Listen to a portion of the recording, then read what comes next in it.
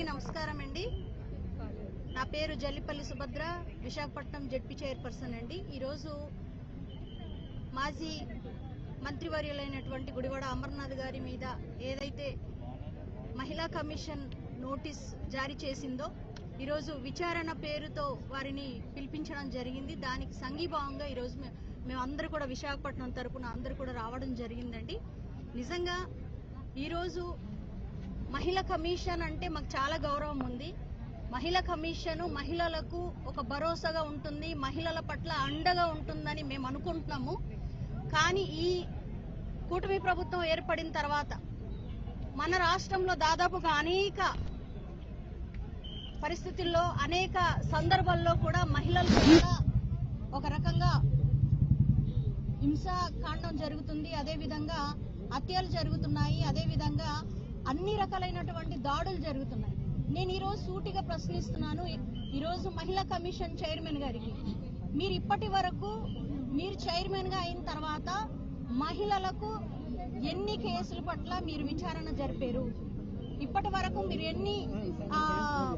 ఎంతమంది బాధితులకు మీరు అండగా ఉన్నారు కూడా మాకు తెలియపరచాలి. ఎందుకంటే ఈరోజు ఒక హోమ్ మినిస్టర్ గారి మీద ఆవిడ మేకప్ మీద మాట్లాడినటువంటి ఒక చిన్న వ్యాఖ్యల్ని పట్టుకొని ఈరోజు ఇంత రాజంతం చేస్తున్నారు కదా.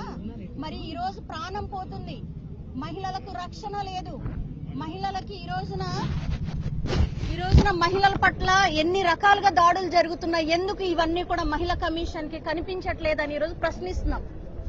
నిజంగా సిగ్గుచేటుగా మనం వర్ణించుకోవాలి. మహిళల పట్ల దాడి కానివ్వండి, ఈ ఏదైతే మేకప్ ఉందో ఇంత చేయవలసినటువంటి ఆ సబ్జెక్టే కాదండి, అదొక చిన్న విషయం. ఎందుకంటే అది వ్యక్తిగతమైనటువంటి ఒక విమర్శన, అది అంతే తప్ప రాష్ట్రంలో ఉన్న మహిళలకు కించపరిచే వ్యాఖ్యలు ఆ రోజు గుడివాడ అమర్నాథ్ గారు చేయలేదని మేము గట్టిగా నమ్ముతున్నాం. ఎందుకంటే ఆ రోజు మాట్లాడినప్పుడు మా అనకాపల్లి, విశాఖపట్నం, అల్లూరు జిల్లాలో ఉన్నటువంటి మహిళలందరూ కూడా ఆ సభలో మేమున్నాం. మేము కూడా అది ఏ సందర్భంలో చెప్పారో కూడా మేము చూసాము, మేము విన్నాం. కాబట్టి దయచేసి రాష్ట్రంలో ఉన్న మహిళలకు కమిషన్ ఏదైనా భరోసాగా ఉండేలాగా ఉండాలే తప్ప కేవలం కూటమి ప్రభుత్వానికి తొత్తుల్లాగా ఉండకూడదు. సో ఇటువంటి చర్యలు గనక ఇక మీదట ఉంటే ఖచ్చితంగా మేము మాలాంటి వాళ్ళందరూ కూడా ఫైట్ చేస్తామని కూడా మేము తెలియజేసుకుంటున్నామండి. నిజంగా చాలా బాధకరము. ఇప్పుడు కూడా మేము వచ్చినప్పుడు దాదాపుగా 1 అవర్ నుంచి ఏదైతే మేము ఈ కమిషన్ ముందు మేము నిల్చున్నప్పటికీ కూడా మరి ఇక్కడ ఉన్నటువంటి డిపార్ట్మెంట్ కానివ్వండి మా అందరికీ కూడా గంటల తరబడి నుంచి మమ్మల్ని అక్కడి నుంచి నెట్టివేసే పరిస్థితి మేము చూసాం.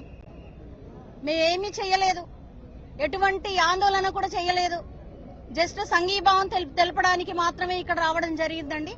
నిజంగా ఇటువంటి కమిషన్లు ఉన్నప్పుడు, ఇటువంటి ధోరణికి వెళ్తున్నప్పుడు ఈ కమిషన్ కి లేదంటే ఈ కమిషన్ లో ఎవరు కూడా అడుగు పెట్టలేనటువంటి పరిస్థితి కూడా ఉంటుంది, మహిళలకి భరోసా లేకుండా ఉంటుందని కూడా నేను తెలియజేసుకుంటూ హోమ్ మినిస్టర్ గారికి నేను ఒకటే సూటిగా ప్రశ్నిస్తున్నాను. హోమ్ మినిస్టర్ గారు, మీరు ఇప్పుడు ఏమైనా ప్రతిపక్షంలో ఉన్నారని మీరు అనుకుంటున్నారా? ఆనాడు వైఎస్ఆర్ కాంగ్రెస్ పార్టీ గవర్నమెంట్ లో ఉన్నప్పుడు మీరు ఇష్టరాజ్యంగా మాట్లాడారు.